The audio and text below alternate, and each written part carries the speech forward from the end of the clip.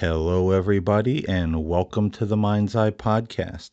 I'm Paul James Caden, and today on the show, I thought we would discuss the sacred within you. And I'll tell you, I think this is another timely discussion to have, considering the state of the world, the state of religion, the state of a lot of people's personal spirituality. There's a lot in flux right now. Some people don't know where to turn. Some people are feeling hopeless. Some people are feeling abandoned. Some people have lost their faith.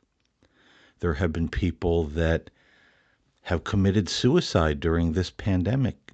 Older people, school-aged children, because they can't get out of the house, they can't go to work, they can't go to school. People don't know where to turn and they're feeling very desperate. And then there's the whole pseudo-religious political movement that's always looming over the horizon. And a lot of people are taking refuge in that because it makes them feel like they have purpose in their life, that they're standing up for something right, standing up for something good. But you know, folks, the big issue that we're really seeing right now is decades, perhaps centuries worth of spiritual, religious, and philosophical teaching that always tells us to look outside of ourselves for the sacred. Look outside of ourselves for the divine. Look outside of ourselves for that divine guidance and inspiration in our lives. And think about it, religion and even a lot of spiritual paths. You know, there's a lot of people that want to be called teachers and prophets, pastors, priests, gurus, whatever they want to call themselves. They all want to be the central figure, or at least a central figure, in the lives of their followers. Follow me because I have this sacred knowledge and inspiration that you need, or you're not going to be able to survive what's coming in this world without this information that I'm giving you. And so we're directed to all of these different things in our society and our culture. You know, look to the church, look to the mosque, look to the religious leaders, look to the temple, look to the government, look to the politician, look to the guy on TV, look to the media, look to Wall Street, look at the economy. You know, these are all the things that you take refuge in and hope are going to sustain you through your life. We put the label of sacredness on all of these things. The church building is sacred. The pastor, the priest is sacred. The mosque is sacred. This particular holy book is sacred. This particular prophet is sacred. This particular place is sacred because maybe a great teacher taught there, maybe something significant in one of the religious traditions happened there. So we say this is sacred ground. We build these temples, we build these shrines, these places of remembrance of events and teachers and prophets, and we say it's sacred. And these are the places that we usually travel to. These are the things in our material world, the books, the money, the whatever it might be, the things we go after or try to obtain because we have hung the label of being sacred, being holy. There's something there that we need. If we can just get to that place, if we can just get that thing or find that right teacher, It's going to make my life better. It's going to make me feel more peaceful. It's going to make me feel closer to God. It's going to help me to have religious experiences that are beyond what I'm having right now, whatever that religious experience might be. But where is the one place that we're hardly ever directed to go to or look to in times of upheaval and times of trouble? And that is within ourselves. It's in all of the religious traditions, God within us. The New Testament says the kingdom of heaven is within us, that God indwells his people. The Quran says that God encompasses all things and that he is closer to us than our own jugular vein. So that shows that he is a part of us, a part of our DNA, a part of who we are, a part of our very being. And then we have a lot of people or teachers who say, okay, go within. All the answers are inside of you. But they don't really tell us how to get those answers or what those answers might sound like. What does the still small voice within sound like? How does divine guidance really happen? How does it transpire? Is there a way we can tell if it's divine guidance or just us? And unfortunately, the problem that we see with going within is a lot of our experiences in the modern day when we go within is colored by our religious upbringing, our religious beliefs, our religious indoctrination. And so we start having more imaginative experiences and inner guidance, and we say, oh, this is from God, and we get a lot of outlandish teachings, rather than something that is solid and balanced and real. So we're going to talk about that as well in this particular show. And as I said, I think this is a very timely conversation to have because everything in this world is being shaken. Everything seems to be crumbling. The governments, the political parties, religion, religious groups, denominations, they're all undergoing a lot of problems right now. And we see a lot of people clinging to these movements, these religions, these denominations, like people who have been, in a great shipwreck and they're hanging on to the debris, hoping it will float them to safety or somewhere sane, but it's not going to. It's definitely time to start really going within and making connection with that sacred within us, the spirit of the divine within us. This is a very difficult time on planet Earth that we're living through, that we're experiencing. And if we don't really know how to connect with the sacred, with the divine within us, we're going to be in for a world of confusion and hurt. We're going to start to follow even more bizarre and outrageous isms and cults. We're seeing that happen now. Um, Even here in the United States, there's this cult forming around Donald Trump, and I know a lot of people don't like to hear that. Oh no, it's not a cult.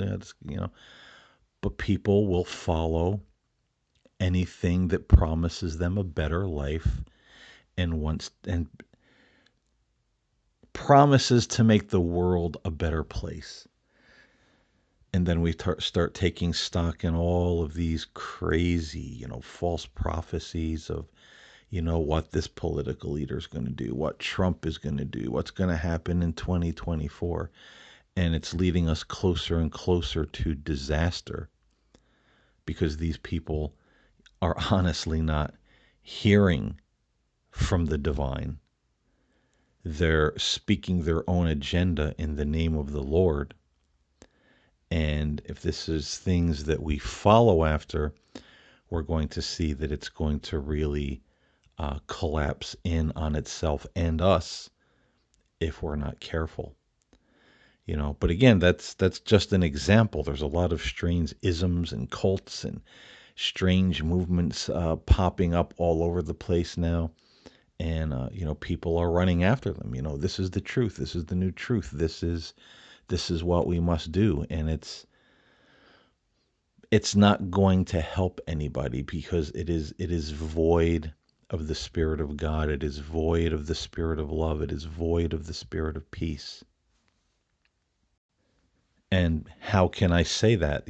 How can I make that statement, without sounding like I'm being judgmental or some kind of know it all?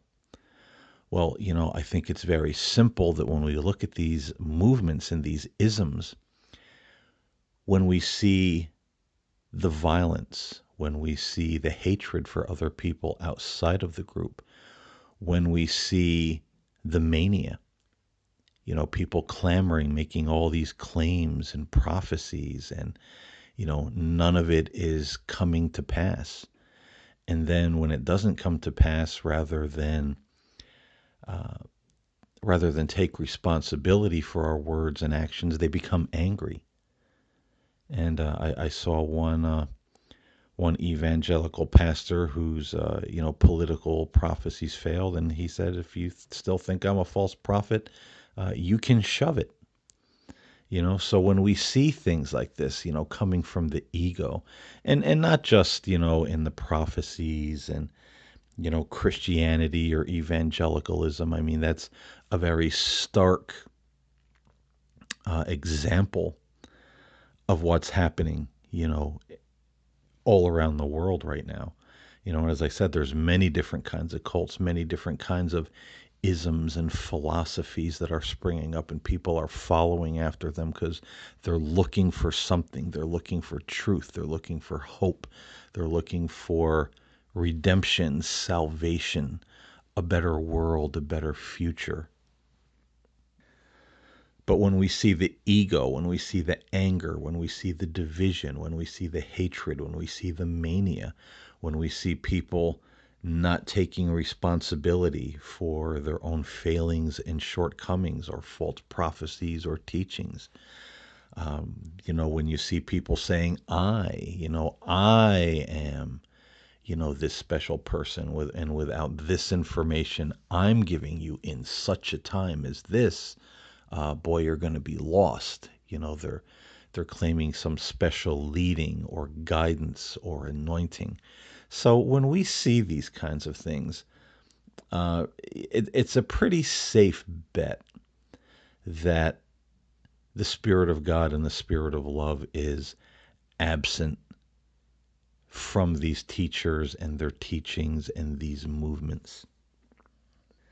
And we have to be honest with ourselves. We can't continue to see all of the downfalls and pitfalls and mistakes and even terrible things that some of these peoples and leaders say and do and continue to make excuses for it.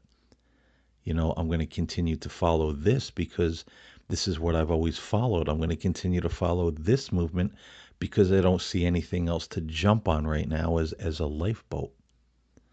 And all my friends and all my family and all the people that I'm close to, they're all following this movement. We have to be honest with ourselves. When we see a lot of these problems cropping up and we see these people behaving so badly and arrogantly and full of hate and bitterness and lacking compassion and love and peace and acceptance, of others, we need to be honest with ourselves and say, uh, you know, If God is love, love is not going to act this way. Love is peaceable. Love is kind. Love is generous. Love is gentle. It's accepting. We see the absence of those things. We have to be able to be strong enough to be honest with ourselves and say, I'm not seeing.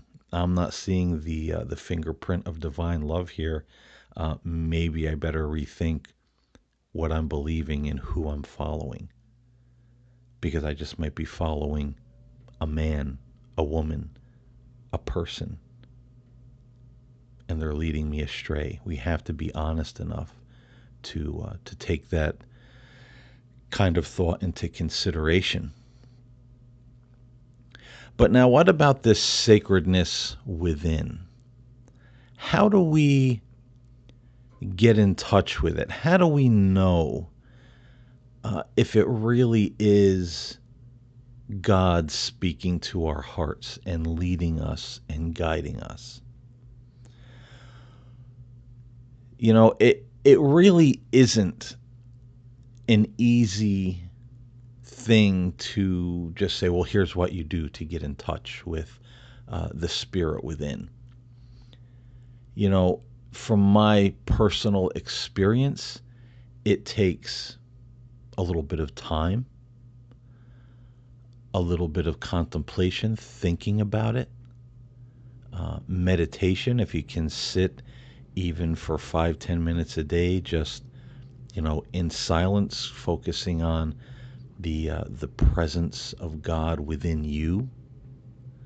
If you can't meditate, then just sit somewhere quietly. Light a candle, put on some relaxing music that makes you feel peaceful and spiritual. Open a window, go outside, look at nature, and just think about it. Think about the presence of God within yourself, and think about what that presence would feel like, what the voice of that presence would sound like, what personal guidance coming from that still small voice, that sacred within. What would it be like? What would that guidance be like? What form would it take? And I think a good rule of thumb is to start with peace and love. That still small voice is gentle. It generally guides us in very subtle ways. It guides us through intuition, where we might see a situation or a person that everybody else is thinking is so wonderful, and we just tune in and something within us says, this doesn't feel right. I have the feeling that if I get involved and become one of the followers of this person or this movement or whatever's happening around me, it's not going to end well. I don't feel the peace of God there. I don't feel the love of God there. And see, that's an important one. If we don't feel that peaceful presence, if we don't feel that loving presence in a situation, in a group, in whatever circumstances that might be happening around us, if we don't feel that peace and that love of the divine, chances are that's all we need to know to back out of a situation. If we step into a situation that's making us feel angry or making us feel hateful, making us feel overexcited, where we're pumping our fist in the air, and lock her up, lock them up, kill those, whoever, it starts getting into whatever it might be. That kind of mindset starts getting into mania. There might be an adrenaline rush in mania, but there's not peace and there's not love. So use that measuring stick again to maybe start backing out. So intuition is a big one. How you feel. And do you feel the peace of God? Do you feel the love of God? And do you see the peace of God and the love of God reflected in the people that are in this movement or in this situation? And even if you do, that doesn't mean you follow them, that you consecrate them as being sacred, consecrate them as the thing that you must follow, and they're your leaders and your helpers, and you can't make a move without knowing what everyone else thinks. No. Because once we start getting into that, we've made something else sacred other than God, other than the presence of God within us. See, understand this. All the things in this world, the churches, the holy ground, the sacred ground, the rituals, all the books with the religious texts printed on them, if the sun blew up today, if planet Earth came to an end today, all of that would be gone. None of it would exist anymore. Not the group, not the church, not the mask, not the mosque, not the book, not the religion, not the holy hill, not, none of it. It would all be gone. But what remains and what abides, even if planet Earth is obliterated? The Spirit of God, the presence of God that is always there, encompasses all things. See, when we look at it that way, we begin to realize what the sacred really is. It's not the thing, it's not the group. It's that presence, that divine presence, that divine peace, that divine love. And all of that we find most of the time within ourselves. That divine guidance, once we start getting in touch with it within ourselves, it usually does guide us in very subtle ways. We'll get that intuition. I think it's time I just get this feeling I need to change jobs. And then we do. And the old job collapses. Or we say, I just have a feeling I need to move out of this neighborhood. And we do. And then something, that neighborhood either goes to pot or you find a much better life for yourself, moving out of where you were. Sometimes it comes with, surprising information.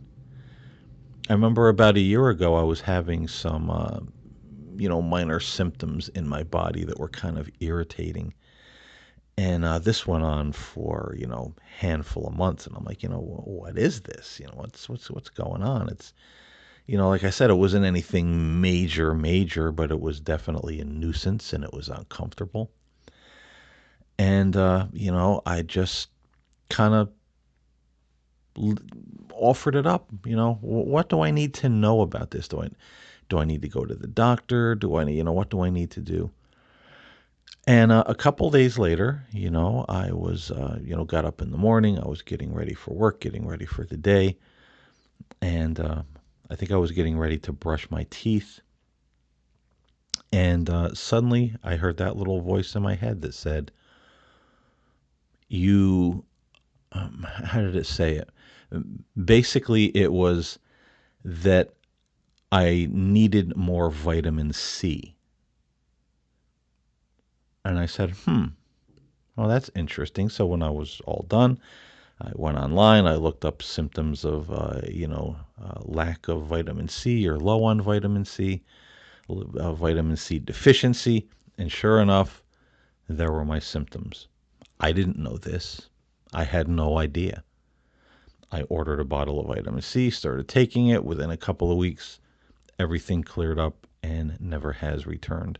So sometimes you will get information like that just comes to you. And then sure enough, it proves to be true. So it comes in some very interesting ways. But now we have to talk about what the sacred is not. because this is where a lot of people get into trouble. And what we talked about earlier, going within, making that connection within, and having that connection colored by our past religious experiences, indoctrinations, and ideas that we've been given, through religion. So, what divine guidance generally is not? Now, certainly, if God so wills, a person can have a vision, angelic visitations, all things of this nature. The miraculous can certainly happen, but that is up to God. And I don't believe that we should be chasing after visions and dreams and visitations and the miraculous. I did a podcast about this. If you look, maybe 6, 7, 8 shows in the queue behind this one, you'll see chasing after dreams, visions, and these spiritual experiences.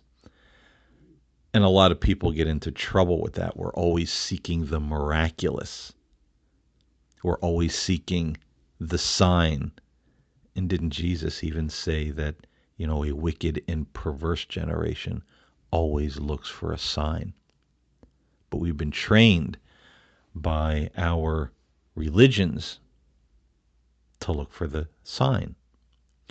And so we have people that say they're making this connection with God within, the sacred within. And there's all kind of things that come out of this. Suddenly my eyes were opened, and I saw Jesus come down from heaven with a sword and killed 7 or 8 reptilians that were in my backyard. Um, Jesus appeared to me in my time of contemplation and showed me that Joe Biden and his entire administration are, evil, inhuman archons wearing human flesh, all kind of crazy things of this nature. All right, if this is what you're getting, chances are you're not getting divine guidance at all.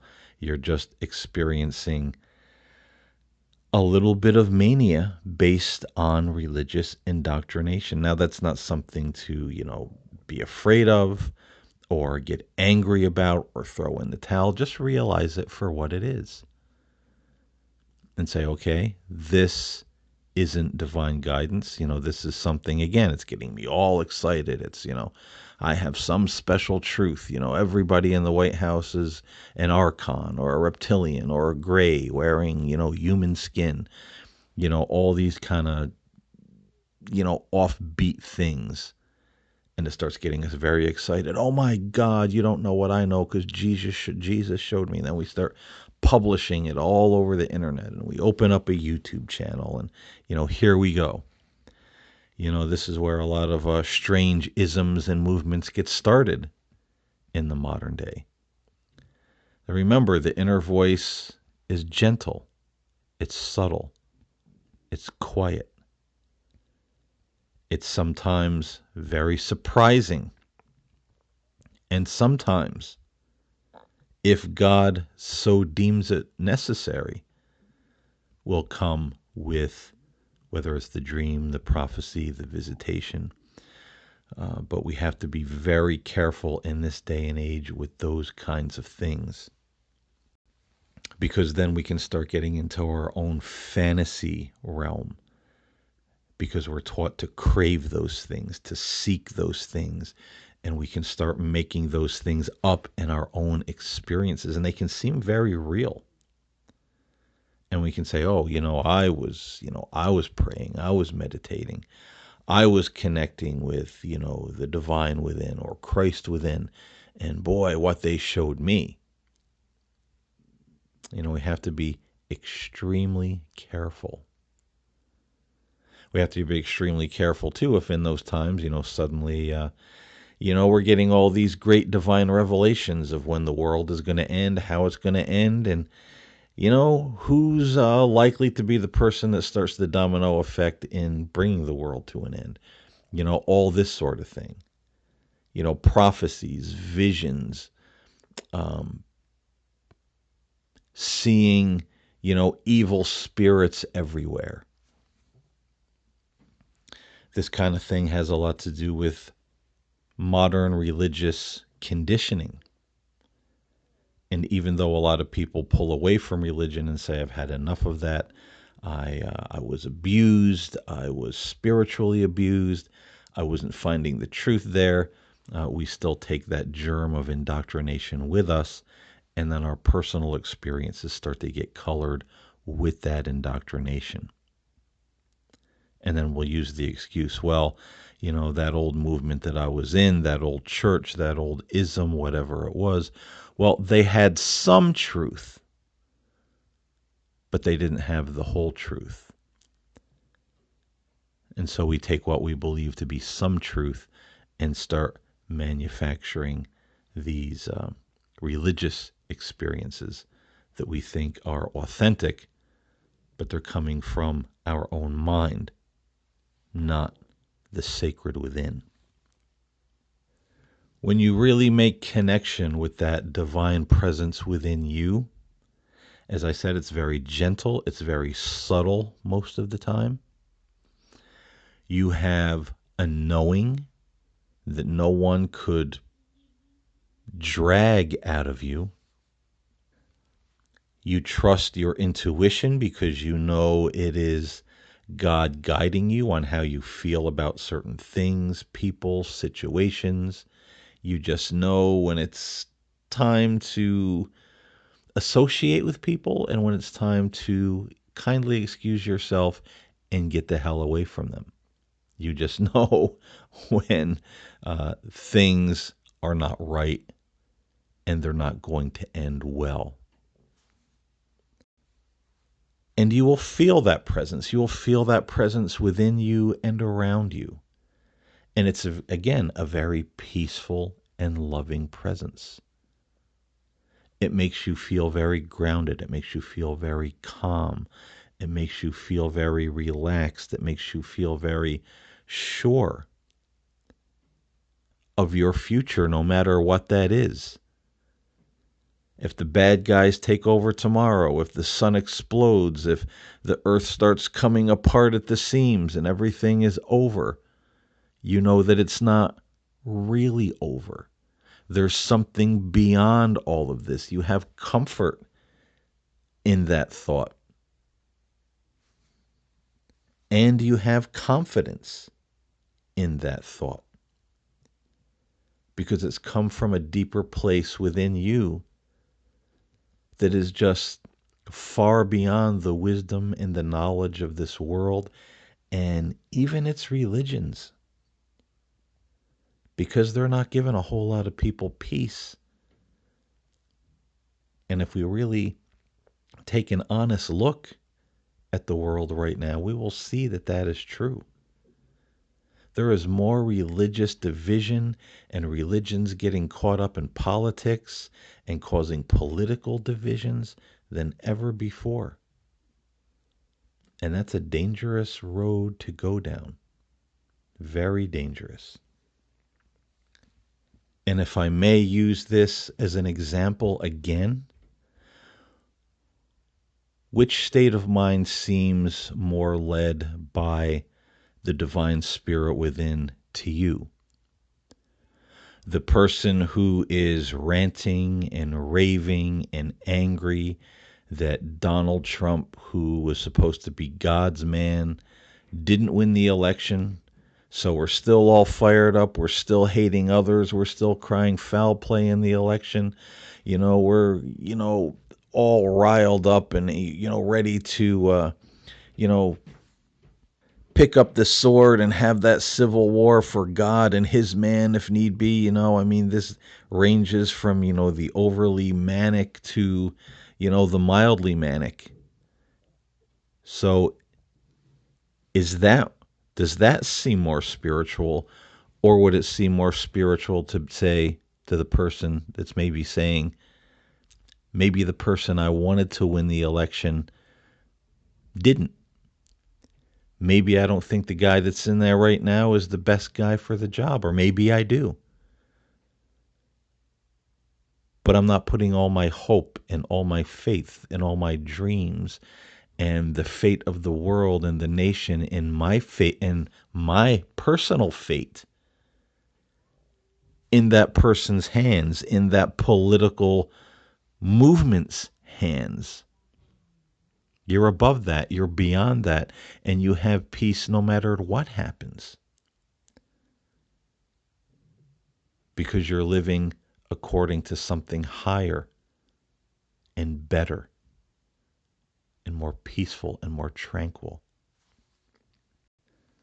The world may be in chaos all around you and upheaval over these things, but you have serenity. You're just calm. You can sit in the middle of it all and just watch it unfold and talk to those who might stop and listen. But you're not caught up in all of this. You're not worried about all of this. You're not hating anybody. You're not all riled up looking for somebody to hurt or kill or whatever the case may be. So which mindset would honestly seem more spiritual and in contact and connection with the divine spirit within? The one that's all riled up or the one that's centered and has peace? And no matter what's going on in this crazy world, good, bad, or indifferent, they're okay because they know where they're going. They know to whom they belong. They know what really matters in this life and in the next. I think all of us can agree that the person who is more tranquil, more peaceful, more loving, more centered in the divine presence is certainly the more spiritual person, the more spiritual state of mind, the one who is more in connection with the sacred within themselves. And they are reflecting that sacredness. They are reflecting that presence instead of reflecting the attitude and the fears and the hatred and the mania of the world and the people around them, even though they may claim to be religious. So it certainly is time, I think, in this day and age to stop following the crowd. It's time to stop putting the label of sacred and holy on things and material things of this world. Because everything in this world will fade, everything in this world will pass away. Everything that's in this world and on this planet right now one day will not be. But the Spirit of God remains and abides, and that Spirit abides in you right now. And so now is the time for each and every one of us to decide what is really sacred. The Spirit or the material things and movements and opinions of men. So I hope that each and every one of us will think about this in the days to come and really start to get in touch with that sacred within each and every one of our own hearts, and taking our attention and our loyalties away from the things of this world that always misguide us, always divide us, always leave us with stress and anxiety and not peace. Because right now, ladies and gentlemen, every aspect of this world is failing us. The medical community's failing us, government's failing us, religion is failing us. People are committing suicide. They don't know where to go. They don't know what to believe. They follow these crazy isms and movements. And when that crashes and burns, they lose faith or they commit suicide or contemplate suicide. Are these things really sacred? Or have we been duped? The sacred is the presence and the spirit of the divine, which always abides. Think of the words of the Bible. This is the things of this world are subject to change, but the things of God last forever. The holy books, the White House, the church, all those things will one day be no more, but the presence and the Spirit of God will still be there. Strip away all the illusion, strip away all the noise, strip away all the opinions and all the indoctrination, and look squarely in the eye of what truly is the sacred. And give your time and attention to that. Seek that and seek refuge and guidance in that. So contemplate these things. I appreciate everyone listening. As always, I hope you've gotten something out of this podcast today. So stay safe, stay well, get in touch with the sacred within your own heart, your own soul, your own center. And I will talk to you next time here on the Mind's Eye Podcast.